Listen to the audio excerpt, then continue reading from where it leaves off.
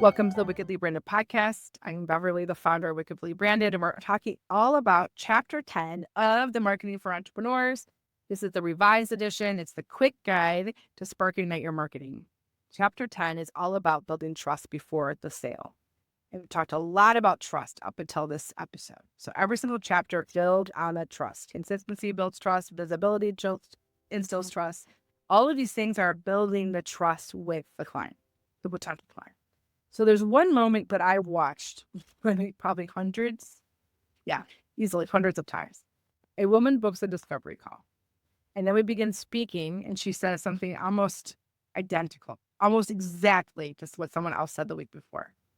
I've been following you for a while. Sometimes it's been months, and sometimes it's been actually years. And then she'll say something that always makes me kind of take a deep breath, I think, pause for sure. I already feel like you know how I think. That's pretty powerful. Trust is formed long before that phone call, long before the invoice goes. And if you care deeply about the people you serve, which I think most of you do, that is the kind of marketing you want to build. So today we're talking all about trust, how to form trust, why trust is so important before the sale, how it forms, why it forms so slowly, why it takes a while, and how your work, your presence either strengthens it or interrupts it. So this is chapter 10 of the Marketing for Entrepreneurs, and it sits in the Blaze section for a reason. Trust belongs to the long game. It belongs to the staying power of your marketing. It's the marathon part. Trust rarely announces itself. It's not like, oh, I trust them. Like even if you're working with somebody yourself, you're like, oh yeah, I trust them. It's not something that just appears. It grows through repeated familiarity, through repetition, through consistency of your tone and your thoughts, and through seeing the same values that you have show up again and again for them. So when someone reads your words enough times, their nervous system begins to recognize you. The recognition creates like a really grounded connectedness or steadiness that you might have. And that steadiness creates an openness to you, your work, and next steps they want to have with you. So there is neuroscience to this, although we do not need to diagram it to feel it. The brain prefers what it has seen before, always. So familiarity lowers the internal resistance that we have in our brain to new concepts and ideas. The more often someone encounters your voice in a consistent way, the more their body experiences it as safe. So that safety allows them to be curious about you and what you do and what you offer. And that curiosity allows them to take some kind of engagement, to ask questions, to come back to your work, to read your newsletter again, a new one. This is why the people who work with us often feel as though the decision has already happened before they scheduled the call. They've spent time with the voice. They've seen the patterns. They've watched how we show up when things are steady and when things are evolving. Trust is rarely ever built in one single piece of content. And people seem to think that's how it happens in social media or email. Like one email is going to solve all the problems. That is not the case. It built over time. A few years ago, a consultant reached out to me after following Wickedly Branded for almost, I think it was like 2 years or so. And she had downloaded several resources we offered. She listened to the podcast. She read so many emails, and she watched the way we spoke about burnout and about voice and about repetition. And she had invested in other programs during that time, and she had tried all kinds of different strategies. She tried everything. And she had hired a coach, and she had redesigned her website already one time. And when we finally spoke, she said something that I think makes this work all kind of worth it. It like sits in your soul in a different way. She said, I needed to see that you stayed, that I wasn't like a flash in the pan, that I was going to be here in 2 years. She told me that every time she felt pulled towards a new tactic, she would check in on our content and notice the message had not shifted. The tone had not gotten sharper or more urgent, and the philosophy had not pivoted to chase whatever trend was happening that month or next. She saw me just being me in a steady way. And that steadiness, that consistency, that showing up authentically and in coherence felt trustworthy. That moment crystallized something for her that said she could trust us. People are not only listening to what you say in social media and in your email marketing and everywhere, they're also watching how you stay. There are 3 layers of trust that I think are really important. So over time, I began noticing these 3 distinct layers. The first one is recognition. Someone encounters your work and it feels like a little subtle like click of like, oh, that sentence reflects an experience that I might have had or have not yet named, or a phrase that you said mirrors maybe something that they're carrying privately.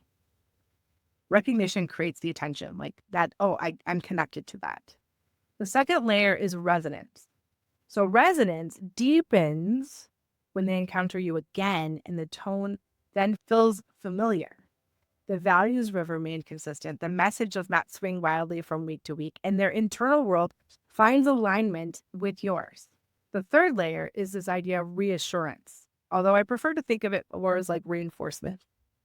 Reinforcement happens when your actions match your words, when your offers reflect your philosophy, when your follow through echoes your promises.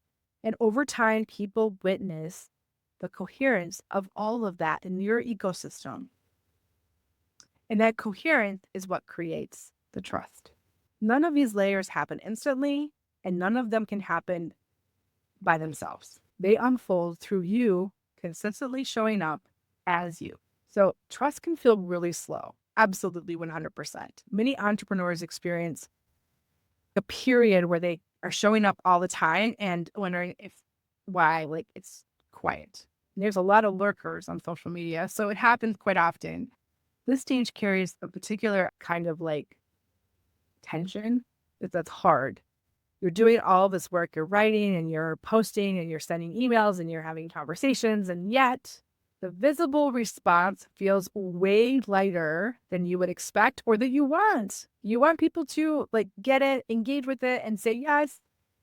But quietly, they're just not saying it as much, like loudly. But trust beneath your visibility is what's building. So someone may read your work for 6 months before ever engaging once, a like or a comment ever. And they may share your content privately with a colleague before actually liking any post. They may bookmark your website and return to it repeatedly before sending you a message. The outside world rarely shows you the depth of internal processing that is happening on the other side of the screens. When you understand that trust forms through repetition and familiarity, your job becomes way simpler from a marketing standpoint. You focus on coherence, you focus on consistency, and you focus on staying aligned long enough for the accumulation to work in your favor.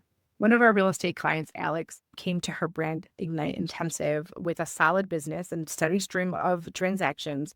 Her marketing spoke clearly about listings and process and negotiation, but it did not yet reflect was her deeper value system. She cared about relationships and she cared about families finding homes that felt good and safe for them. And she cared about guiding people through emotionally charged decisions with patience and care.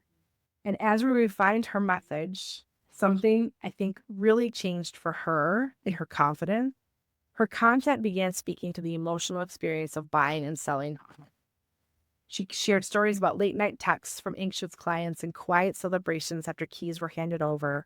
And she spoke about legacy and community in ways she hadn't until then. So within months, she's noticed something different about her inquiries. Conversations began. I've been reading your post, and I feel like you understand how important this is to us. The sales process softened for her. Decisions felt easier for her clients. Her marketing stopped functioning as an announcement and started functioning as a relationship. That is where trust is at work. So what builds trust in your content? Trust grows through congruence, when your tone remains steady, and when your offers align with your philosophy all the time. When your language sounds like the same person across every single platform, no matter where you're at, and when your presence feels deeply grounded in lived experiences rather than borrowed urgency or some other comparison trap you created for yourself. There's a particular quality that comes from writing and speaking from your own pattern recognition. It feels earned. It carries expertise and like weight without the noise or the volume. People can tell. People can sense that's what's happening when you do that. You do not need to prove expertise when your language reflects time spent inside real conversations. Authority becomes completely embodied rather than declared in the work. You just are. It just is. There's no proving.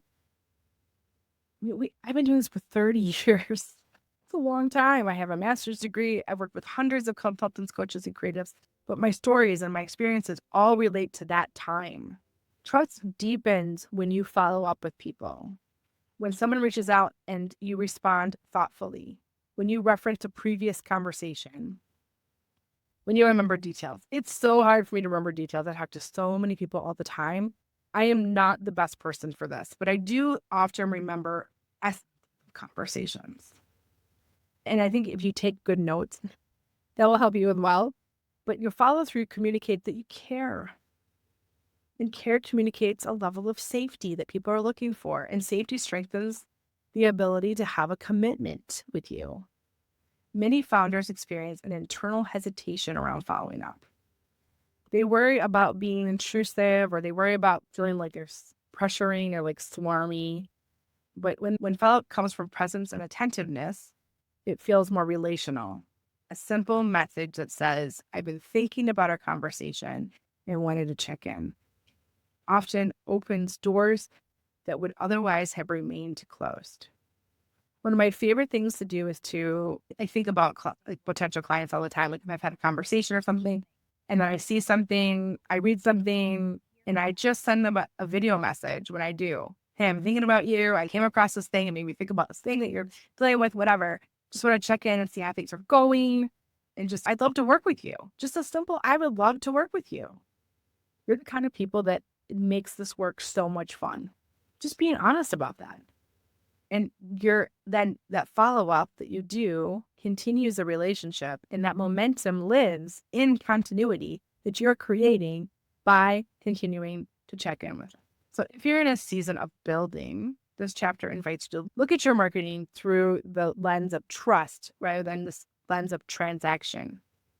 I want you to ask yourself, does my presence feel coherent across all platforms? Are you showing up the same way? Is it consistent? Does my messaging reflect what I believe at a foundational level? And am I allowing repetition to strengthen familiarity? Am I staying long enough for accumulation to work? Trust requires time, and time requires you to be consistent and steady. And steadiness requires alignment between who you are and how you show up every single day for the work that you're doing and in the marketing that you're doing. So this is where brand magic begins to hum quietly in the background. When identity and language and visibility can move together and your presence feels so much more natural and people experience that alignment before they can actually even talk about it or articulate it. Brand magic is recognized. It's not like you convince somebody of that. I don't think you can convince anybody of anything, but if the writing tries to prove it, you probably have missed the whole point. So if this episode resonates, is connecting with what you're feeling about how you show up and how hard it is to be patient for trust to be established. Maybe you've been with me for 2 years and it just hasn't clicked yet. Chapter 10 of the Marketing for Entrepreneurs book goes deeper into this process. And the companion workbook offers reflection prompts to help you map your own trust building rhythm that feels good for you. Not everything is going to be the same for everyone. The book is available on Amazon, and the workbook can be downloaded through the link in the show notes. And when you download the workbook, you join our weekly Marketing Magic newsletter, where we share tons of insights like this and tips and new podcast episodes so you can continue building the momentum in a way that fits your life. So if you're ready for a deeper reflection on how your brand builds trust, the Brand Spark experience is designed to help you see your business from the outside and connect the threads you may be too close to notice. So remember, trust forms quietly. It forms when you stay on your message, stay with your message, don't give up on your message. When you return to your voice, who you are inherently, not as a performance, remember the living room, and your presence feels familiar over time. The work carries the weight for you, and the voice carries the history you have, your lived experiences. And your consistency can carry the momentum for your business. But just be sure you stay. Don't give up. I'll see you in the next episode as we the magic of repetition and how familiarity turns in memorability. But until then, I want you to choose what fits your life and stay with it long enough to see what grows.